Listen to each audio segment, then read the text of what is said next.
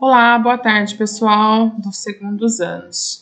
Eu realizarei agora a correção da atividade 3, da semana de 6/7 a 20/7. A primeira parte dessa atividade era essa parte aqui, ó, só para mostrar para vocês. É pessoal, né? Então eu não faria a correção coletiva, eu faria a correção individual, como eu já tenho feito aí, né? E vou dando retorno conforme eu consigo fazer a correção, tá bom? Então agora nós vamos fazer essa correção que é a parte aí coletiva, que é a leitura do texto e interpretação. Então vamos lá. Vou começar aqui pela página, deixa eu ver só, 114 do Caderno do Aluno, volume 2. A voz silenciada. Durante o século XIX, período do romantismo na literatura brasileira, a presença do negro nas obras literárias produzidas foi muito reduzida. Nos romances de época eram muitas vezes silenciados ou representados como submissos ou subjugados, sem voz ou resistência. Em 1859, uma escritora maranhense, Maria Firmina dos Reis, publicou Úrsula, considerado o primeiro romance escrito por uma mulher no Brasil e o primeiro por uma mulher negra na América Latina. Nesse romance, a protagonista é uma mulher negra. Perdi aqui. Nesse romance, a protagonista é uma mocinha branca clássica de romance, mas a autora dá voz às personagens escravizadas, representando-as em toda a sua dimensão humana, com subjetividade e desejos individuais, quebrando o padrão da escrita dos folhetins da época. Lembra que eu já expliquei para vocês o que eram os folhetins, né, gente? Eram como se fossem pequenas amostras, não, né? Eram com os romances escritos semanalmente vendidos nas bancas de jornais. Então, seria hoje a nossa novela que é passada aí na TV, só que é diariamente. Os folhetins eram esses romances que os autores iam escrevendo semanalmente, as pessoas iam nas bancas comprar, né, para acompanhar aí a história. Maria Firmina dos Reis permaneceu esquecida dos estudos acadêmicos até a década de 70 do século passado, quando sua obra começou a ser resgatada e a devida importância ao que produziu vir à tona. Para conhecer a obra da autora, leia o fragmento do romance Úrsula. No trecho, pela primeira vez na literatura brasileira, o escravizado tem sua voz respeitada e denuncia as condições bárbaras dadas aos povos africanos. Essa é uma das muitas razões da importância histórica desse romance, ok? Pessoal, vamos então para o trecho. Aqui, né, o que nós tivemos a partir desse texto. Então, gente, esse texto que tem aí uma função informativa, né, ele traz informações sobre a autora, Maria Firmina dos Reis, sobre o livro publicado por ela, né, que é a Úrsula, e a importância desse livro que para o Brasil, né, pois retratou aí pela primeira vez a figura, né, do negro como presença marcante, né, na história. Então vamos para o trecho, o capítulo 9, o capítulo é A Preta Susana. Tudo me obrigaram os bárbaros a deixar. Tudo, até a própria liberdade. Estava extenuada de aflição, a dor era-lhe viva e assoberbava-lhe o coração. Ah, pelo céu! Exclamou o jovem negro enternecido. Sim, pelo céu! Para que essas recordações? Não matam meu filho. Se matassem, há muito que morrera, pois vivem comigo todas as horas. Vou contar-te o meu cativeiro. Tinha chegado o tempo da colheita e o milho, e o inhame, e o amendoim eram em abundância nas nossas roças. Era um destes dias em que a natureza parece entregar-se toda a brandos folgares. Era uma manhã risonha e bela como o rosto de um infante. Entretanto, eu tinha um peso enorme no coração. Sim, eu estava triste e não sabia o que atribuir à minha tristeza. Era a primeira vez que me afligia tão incompreensível pesar. Minha filha sorria-se para mim, era ela gentilzinha e em sua inocência semelhava um anjo. Desgraçada de mim, deixei-a nos braços de minha mãe e fui-me à roça colher milho. Ah, nunca mais devia eu vê-la.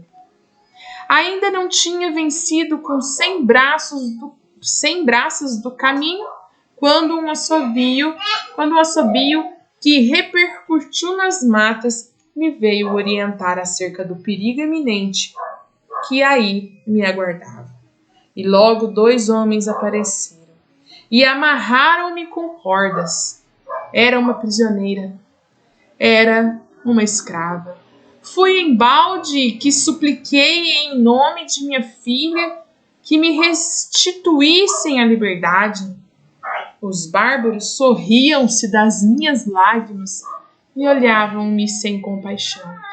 Julguei enlouquecer, julguei morrer, mas não me foi possível.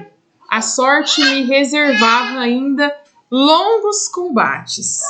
Quando me arrancaram daqueles lugares onde tudo me ficava: pátria, esposo, mãe, filha e liberdade.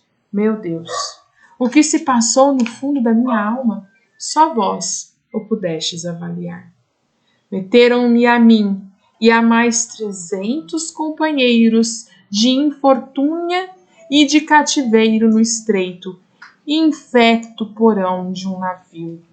30 dias de cruéis tormentos e da falta absoluta de tudo quanto é mais necessário à vida, passamos dessa sepultura até que abordamos as praias brasileiras.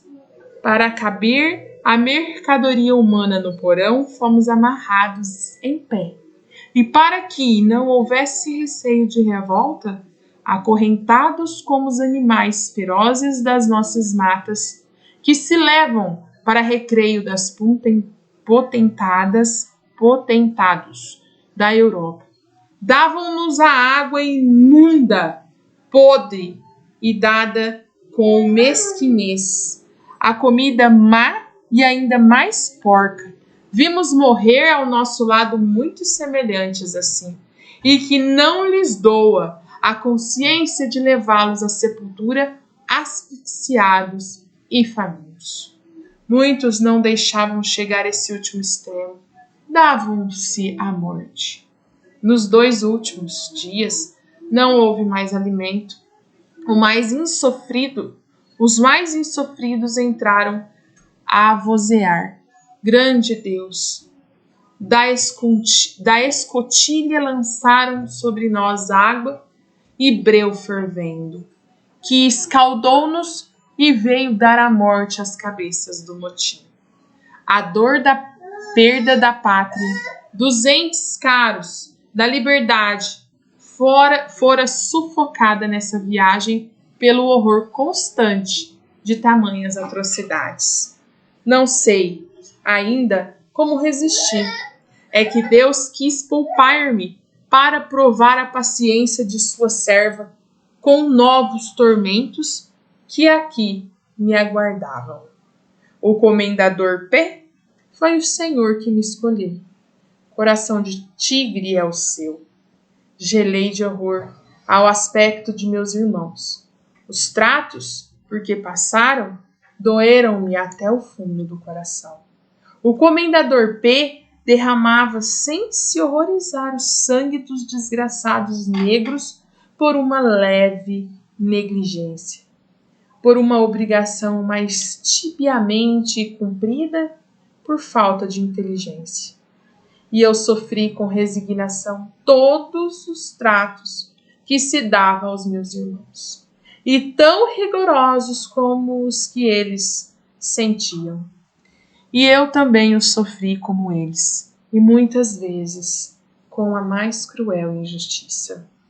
Pouco tempo depois, casou-se a senhora Luísa B.